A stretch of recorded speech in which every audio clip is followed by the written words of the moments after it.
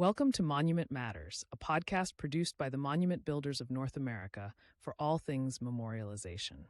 Each episode is an extension of our monthly magazine, MB News. Monument Matters invites everyone to listen and share. You'll find all of the episodes on Apple, Spotify, and YouTube. I'm your host, Mike Johns, CM AICA from the Johns Carabelli Company, Cimarano Monuments and Flowers in Cleveland, Ohio. Hot and steamy today. I'm also a past president of the Monument Builders of North America. Today's episode is some gratuitous promotion titled Monumental Mobile, the USS Alabama and the Stories It Preserves. So please welcome our guest, Matthew McCluney, Associate Curator and Volunteer Coordinator at the USS Alabama Battleship Memorial Park. For the past 10 years, he has been working to develop exhibits, support preservation and restoration products, coordinate volunteers, and help interpret the USS Alabama's military history for visitors. The USS Alabama Historical Site is one of the many reasons MBNA's 2027 Monument Industry Show is going to Mobile, Alabama in February. Hello, Matthew, and welcome to our podcast. Thanks for having me. Pleasure to have you here. So, the USS Alabama was once scheduled to be scrapped. Please tell us the story about how it avoided the scrapyard and made the transition from active warship to permanent memorial. So it's kind of an interesting story. Battleships were by the time you get to the USS Alabama and the succeeding class, US Iowa and that class, it was kind of peak of obsolescence. Battleships had kind of run their course. Carriers were stepping into their own. So after World War II, most of the battleships got put away into mothballs, and Alabama was officially decommissioned January 9, 1947. And right around 1961-62, the Navy had decided to scrap the remaining battleships other than the Iowa class, as they were still seen as useful in future conflicts. And this was due in large part to their size and their speed. So the South Dakota class, which is the preceding class, was on the chopping block. And some forward-thinking Alabamians had decided that they needed to save the USS Alabama. Something similar was taking place in North Carolina. And prior to Alabama's installation as a monument memorial, the North Carolina did so in Cape Fear, or Cape Fear River. And so we worked with them, and they helped us to preserve the Alabama. And so she sat in mothballs from 1947 to 1964. 1964 is when she started making her journey from Puget Sound Naval Yard way up in Washington State, and came all the way down along the West Coast, came to the Panama Canal, and then transited the Gulf and ended up here in Mobile, Alabama in June 1964, where she then opened as Memorial Park that we see today on January 9, 1965. And if you'll recall, she was retired on January 9, 1947. So there was a nice, brought her back into service, as it were. I call this her last mission. Okay. That's quite a period of idle, right? Amazing. So the USS Alabama is now both an historic artifact and a monument. How does that shape the way you preserve and interpret it? That is a very interesting question, because people might not, when they come into the battleship, they'll look at the preserved spaces and that kind of thing, and they may not think of the battleship as artifact number one. It's what's called a macro artifact, a large artifact, and she's the first one in the park. And so when you start talking about what we have to do to preserve her as not just an artifact, but also as a national historic landmark, we are beholden to trying to keep her as original as possible in our stewardship. This is just our turn with her. You understand? That's how I look at it. This is just my turn, and my goal is to hand her off in better shape than what we received her in. And so you have to pay attention to things like hull integrity. You can't. You just have to pay very special attention. Right now, we're working on our O1 level, which is you have main deck, and then the next deck up is the O1 level, and we're fixing a lot of wasted metal that has that has deteriorated over time. So we're replacing a lot of steel. And that's one of the things you have to do. And you might think, oh, well, so you're cutting part of this original artifact, but you have to in order to preserve her on a grander scale. So there's a balance, but you want to catch things as early as you can, and do as little work as you have to, and keep up preservative, which is paint. Believe it or not, paint is the superior preservative. There was an instructional video put out by the U.S. Navy after World War II, and they called paint the superior preservative. If you can paint it and keep paint on it, it will keep anything under it preserved until you reveal it, until you've removed that paint. So it's a very large undertaking. And if you talk to our director of operations, Lee Briers, who's been here for over 40 years, if you ask him how long it takes to paint the ship, he'll tell you that he's been here for over 40 years and he hasn't finished yet. I was going to ask. So thanks. Yeah, amazing. So how do you paint under the waterline? So that in about the early 2000s, I think we finished up the project in 2003. There was a cofferdam installed around the ship, and that was specifically to affect hull repairs, which included replacing wasted metal.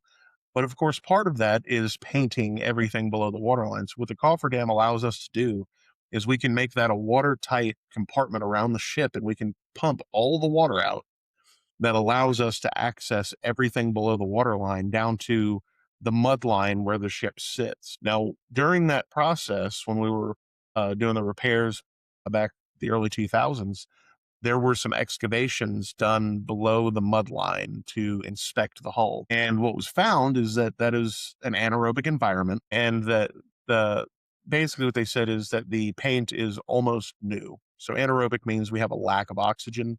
If you don't have oxygen, you can't have oxidation. So the mud, it's almost counterintuitive. You'd think the mud, being in wet mud like that, would be bad for it, but really it's preserving the hull down below. Interesting. Fascinating work for sure. So okay, I'm going to jump a little bit. So it must be challenging to balance the historical authenticity with the need to make the ship safe, accessible, and engaging for today's visitors. So what measures had to be taken to do that? So most of where you will see modifications done are on main deck.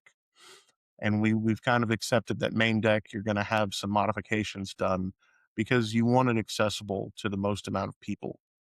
And so there are what we call knee knockers, which is if you have a watertight door, you'll notice they don't reach all the way down to the deck. They kind of float in the bulkhead above the floor. Right. And Yeah. that's done so that you have time, to close that watertight if you have a compartment filling with water. So what you'll see in some areas of the ship, those have been cut out. Now, this was done decades ago. We don't, and when you think about, the ship has been here since 1965, and we just celebrated 60 years last year. We're on 61 years. A lot of that kind of work has already been done. We try to avoid it at all costs, cutting out anything new, because it is, like we discussed, artifact number one.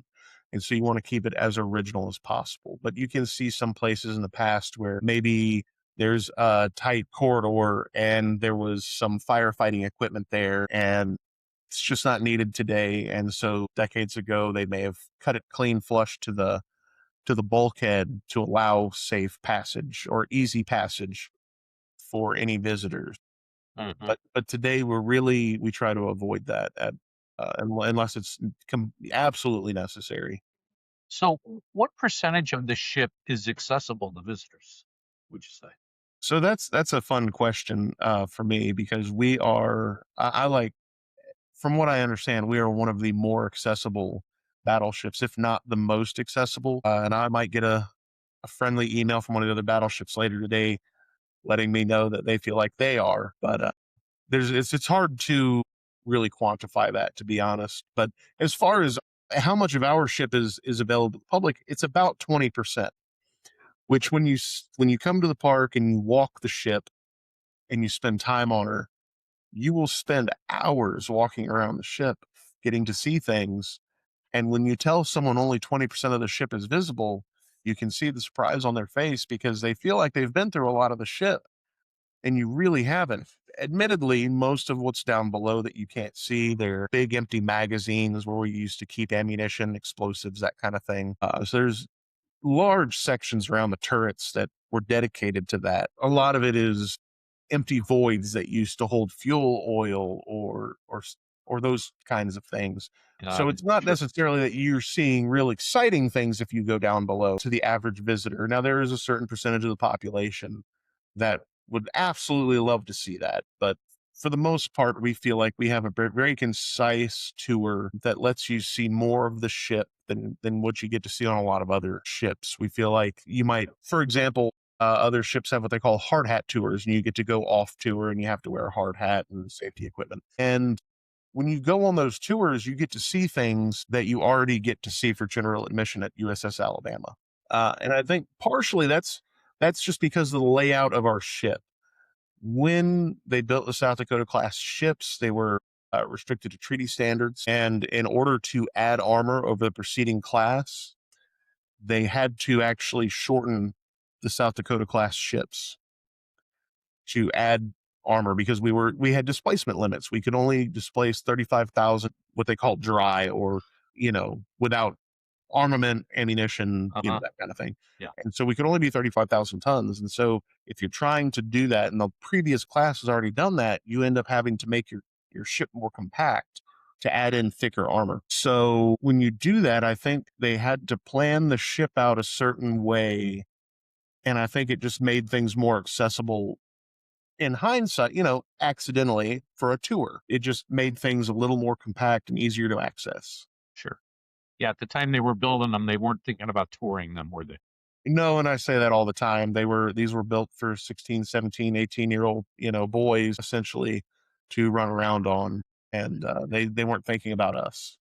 No, and it seems to me, I visited the USS Cod submarine here in Cleveland, and what I found is most of the uniforms, the spaces, kids of that age seemed like they were a lot smaller than those same kids today.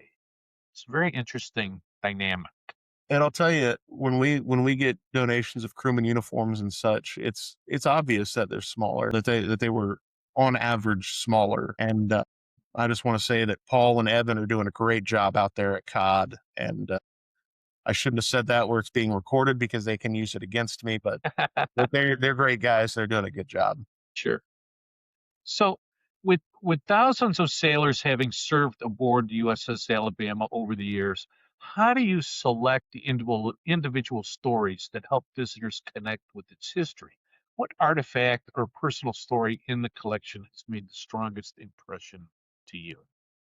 So that's another interesting question because the Alabama served for such a short period of time. So to help you kind of understand, between 1937 and 1944, we built 10 battleships.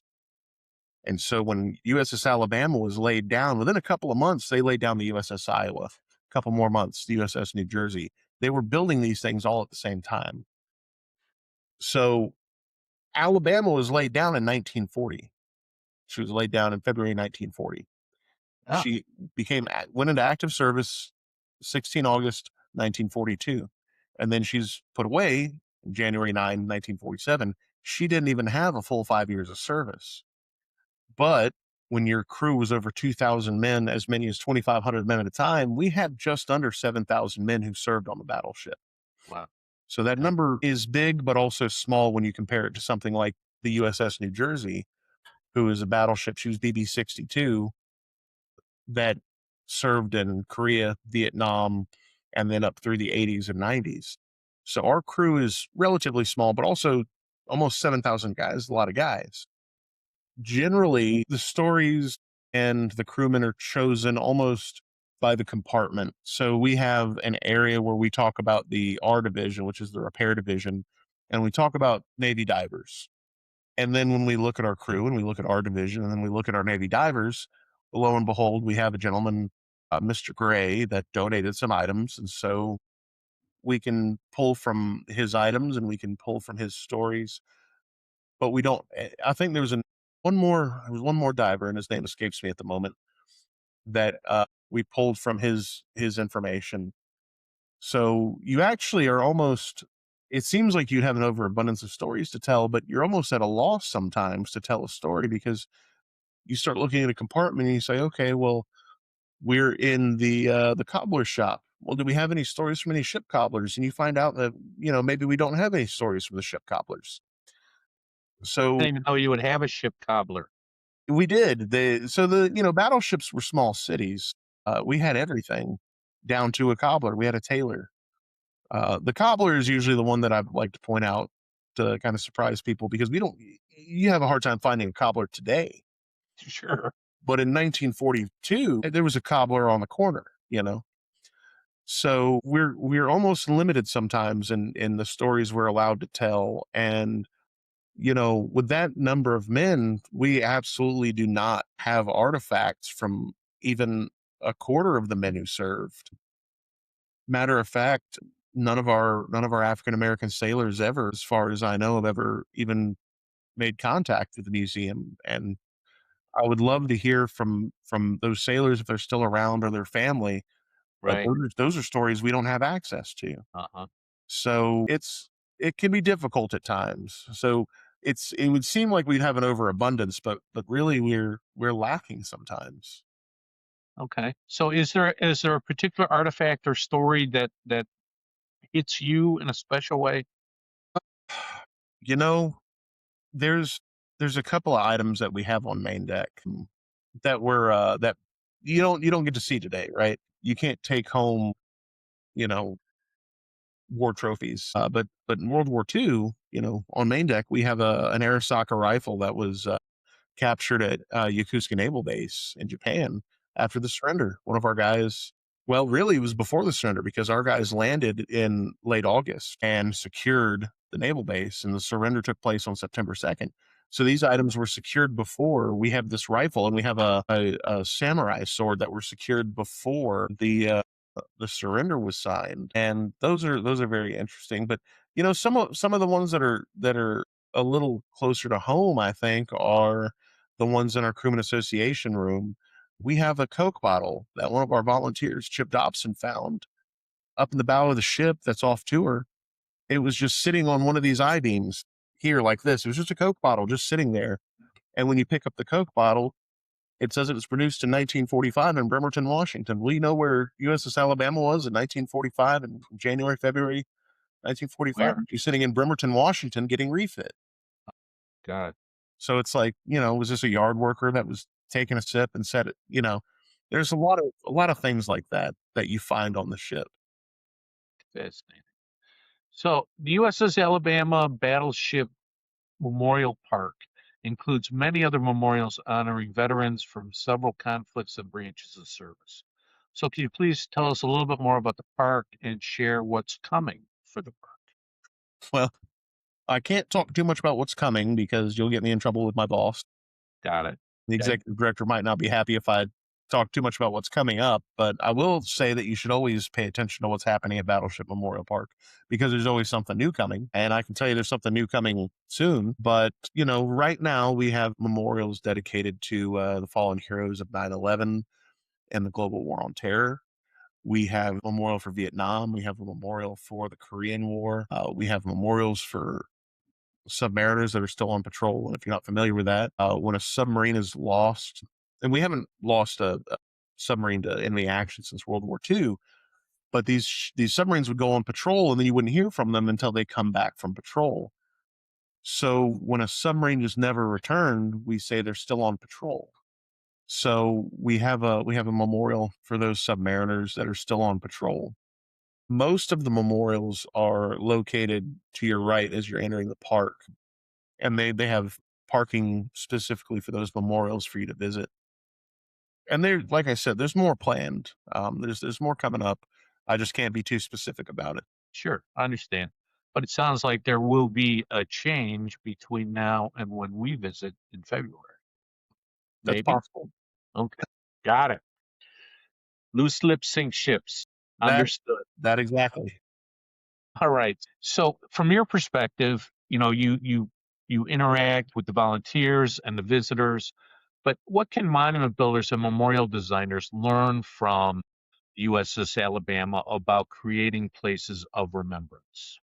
I think it's important to make sure that when you have these places for remembrance, that you have space to kind of rest in that space. And that may seem like a weird term, and I don't just mean to sit down, but obviously a place to sit down, but to kind of absorb Yeah. what's around you Level. and to Yeah. appreciate what it is you're looking at and understand where you are. If you go to any of our memorials, we try to include attractive landscaping and just make it a pleasant place to be while you also are there kind of absorbing that remembrance. It has to be a comfortable space. And, a lot of places do a very good job of that. If you've ever been to the World War II Memorial in DC, Oh, yeah. or the Vietnam Veterans Memorial, it's solemn, it's a quiet place, and you can kind of have that time. But the rest isn't just for you. Time, a place to rest, a space to rest. It's also for those that you're remembering Sure. to Yeah. give them that place. And for a lot of guys, maybe they don't have a proper grave site. This might be one of the places, maybe some of the only places that they can be remembered. No, I think that's a really good point. You create a space that's inviting for visitors, but really the solemnness and the importance and the horror, of what we're commemorating, and so that we can appreciate what we have today individually as American citizens, and those that went before us making the ultimate sacrifice to make sure that those things are maintained. Absolutely. Well, I am certainly looking forward to visiting the park and the USS Alabama, as well as other historical and interesting points of interest in Mobile. So, Matthew, I'd like to thank you and our audience for joining MBNA's Monument Matters podcast today. I'm really looking forward to visiting Mobile February 25th through the 28th for the MBNA Monument Industry Show and seeing what other local gems the city has to offer. The July issue of MB News has more information about the 2027 Monument Industry Show in Mobile, including details of exhibitor registration, which opened July 6th. So I encourage you to read this issue, and if you have a topic you'd like to have covered in a future podcast, please leave a comment. So thank you for listening to today's installment of Monument Matters. MBNA invites you to stay connected through Facebook and LinkedIn, or visit us at www.monumentbuilders.org for upcoming events and webinars. Again, Matthew, thanks for taking time out of your day to give us a little peek into what we have in store in February. Well, thanks for considering Battleship Memorial Park, and we look forward to seeing you. Absolutely.